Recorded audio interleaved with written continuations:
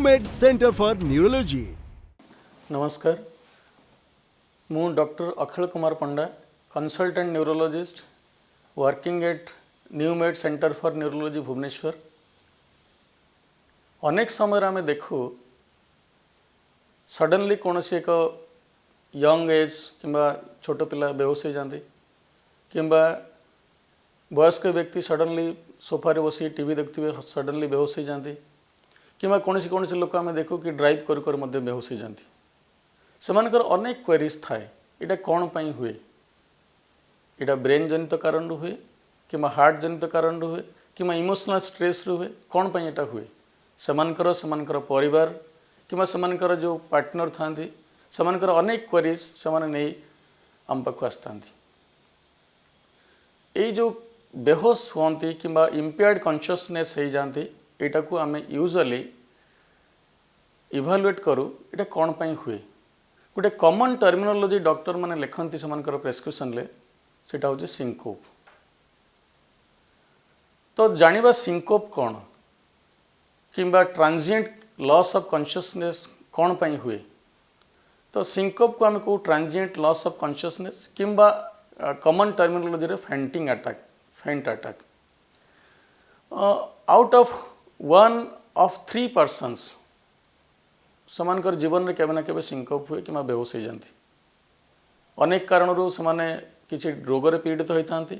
किंबा किसी गोटे नियर ए डियर मानकर डेथ हेले कि इमोशनल से अपसेट हेले कि इमोशनल आउटपोस्ट हेले से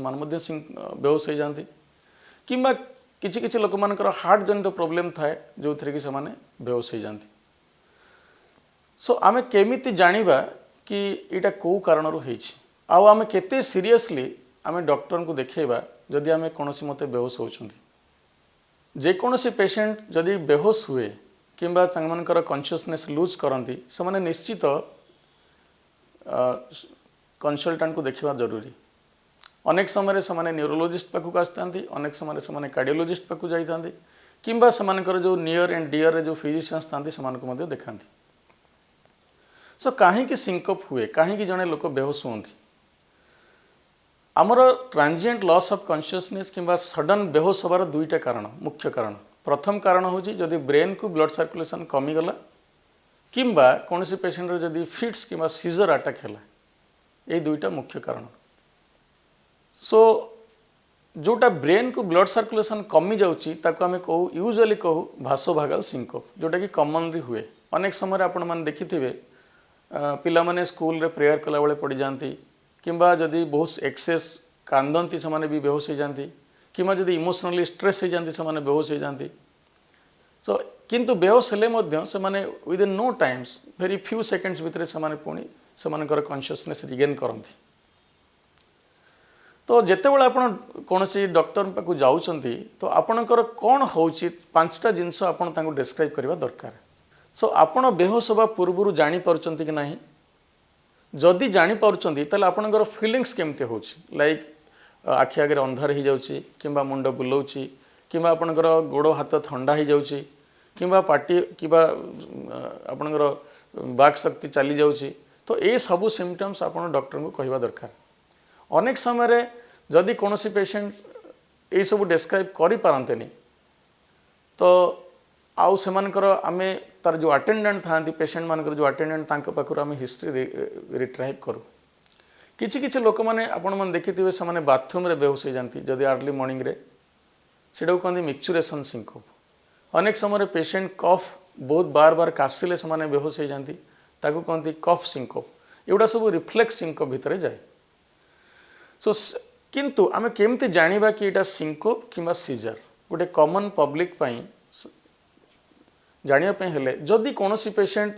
इमिडिएटली किसी कारण न था कि बेहोश हो जाऊँगी आ इमिडिएटली से रिगेन करुच्ची तार कॉन्शियसनेस विदिन फ्यू सेकेंड्स आम गोटे टाइम बाउंड देचु लेस देन 2 minutes भितर जदि रिगेन कर जाती ताले यूजुअली एटा सिंकोप अटैक हो पारे। जदि मोर देन 2 minutes किए बेहोश हो जाती लंबा समय 5 minutes समटाइम्स सिंकोप है पर से जीभ कामुड़ दियंती से टंग बाइट हुए अनेक समय से पार्टी फ्रोदिंग हुए फेण बाहर अनेक समय से यूरिन किंवा स्टूल पास कर दियंती आउ अनेक पेशेंट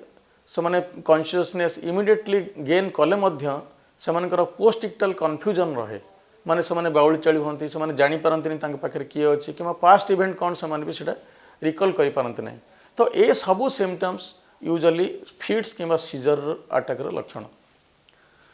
सो काहे कि हुए सिंकोप अटैक आमे डिस्कशन करबा प्रथम कॉज होची भासोभागल सिंकोप जोटा कि कहते रिफ्लेक्स सिंकोप जदि कोनोसी आमर वॉल्यूम डिप्लेशन हैला जदि आमे पानी कम पीले किंवा डिहाइड्रेशन हैला किंवा सडनली ब्लड सर्कुलेशन कमी गला ब्रेन को जेमती आमे प्रोलॉन्ग स्टैंडिंग किंवा इमोशनल आउटबर्स्ट किंवा हाइपर वेंटिलेशन जदि मु बहुत बार बार निश्वास नेबी कांदी धईसे हेबी से समय भी ब्रेन ब्लड सर्कुलेशन ब्रेन को कमी गले इटा भासोभागल सिंकोप हुए आ गोटे हूँ कार्डियोजेनिक सिंकोप जदि हार्ट रे किसी रिलेटेड प्रोब्लेम थाए यथा अनेक पेशेंट मानकर भाल्वुलार हार्ट डिजीज थाए लाइक आउटिक स्टेनोसिस थाए अनेक पेशेंट मानकर आरिदमिया थाए जमती वेंट्रिकुलर टैकिकार्डिया आर्टेरियल फिब्रिलेशन आरिदमिया रहे माने हार्ट जो बीट सेटा रेगुलर न होई कि इरेगुलर हुए तब कहती आरिदमिया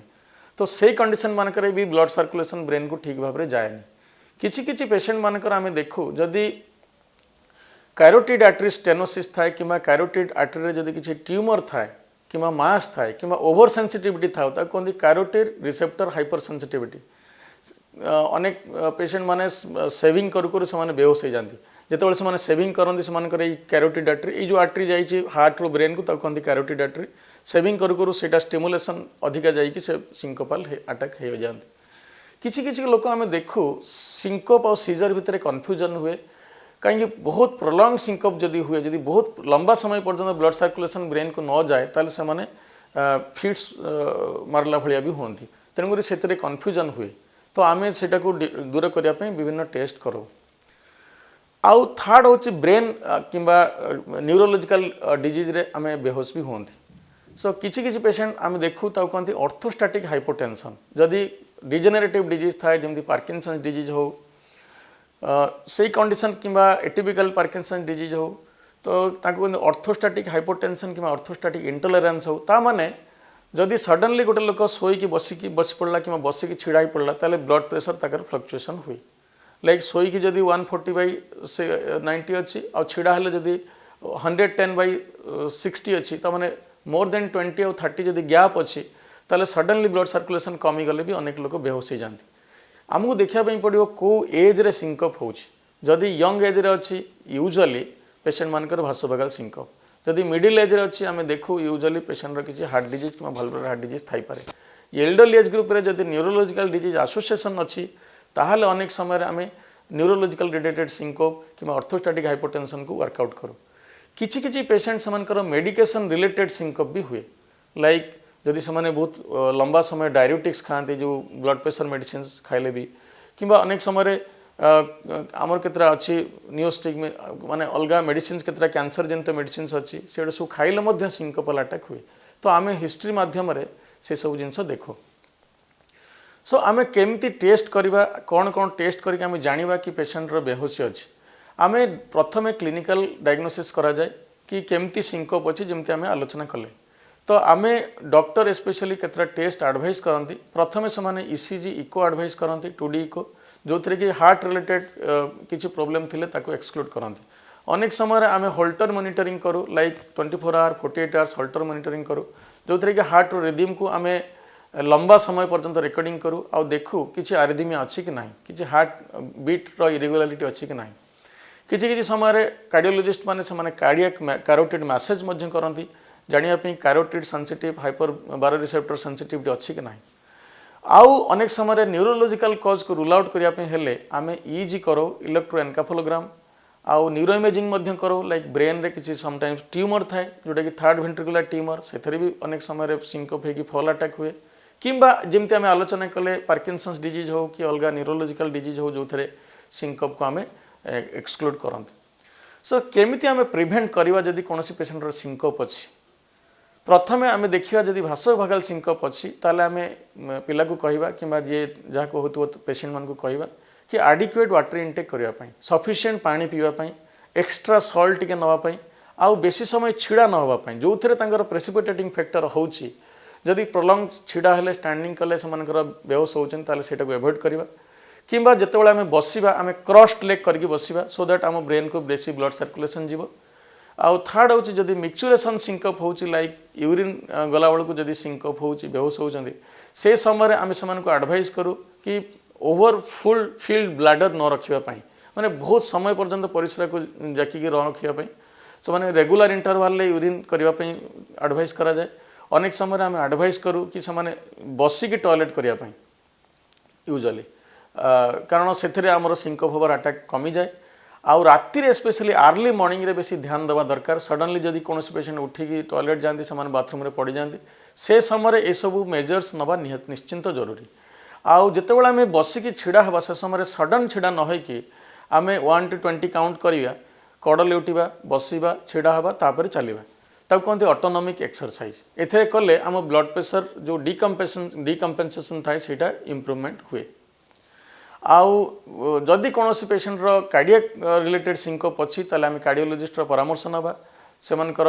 आइदर ऑपरेशन माध्यम से सिंकअप क्योर करती कि अनेक समय जदि हार्ट बीट इरेगुलारिटी थाए आम पेसमेकर एडवाइस करूँ पेशेंट मानक जदि पज लंबा थाए लाइक मोर देन 6 सेकेंड जदि न्यूरोलॉजिकल कजेस ऑफ सिंकअप थाए जमती ऑर्थोस्टैटिक हाइपरटेंशन थी तो जो मेडिसिन रिलेटेड सिंकअप जदि थाए से मेडिसिन को अल्टर करा जाए कि मेडिसिन को एडजस्ट करा जाए आउ ये सबू किसी मेडिसिन अच्छी जो मेडिसिन से ब्लड प्रेशर बढ़े जोटा कि आमर किसी मेडिसिन अच्छी लाइक आम मिडोड्रिन कि फ्लोडरकोर्टिजन्स अनेक समय आम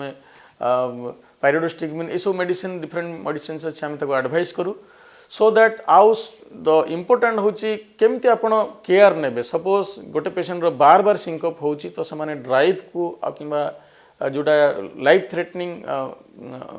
ऑक्युपेशंस को से एवॉइड करेंगे ड्राइविंग हो स्विमिंग हो कि जो फायर पाखे जदि न रहा भल आउ जदि सेमानकर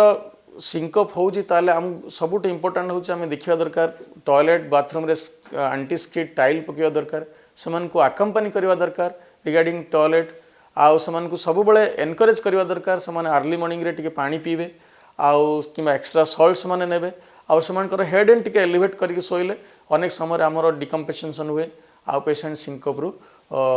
रक्षा पाती सबुठ मोटामोटी कहवाई गले जदि कौन पेशेंट बेहोश होती सेटा might be due to neurological हो कार्डियोलॉजिकल कज हो इमोशनल कज हो से न्यूरोलॉजिस्टर परामर्श नवा निश्चित जरूरी आउ सो दैट आम अनेक समय बहुत लाइफ थ्रेटनिंग कंडीशन रू निजक बंचाई पारिबा लाइक जदि कौन पेशेंट बेहोश होती से पड़ीजार संभावना अच्छी पड़ीगले से हिप फ्रैक्चर हुए ब्रेन इंजुरी हुए ट्रमा हेमरेज हुए से सब जिनस को आमको रक्षा करने पड़ो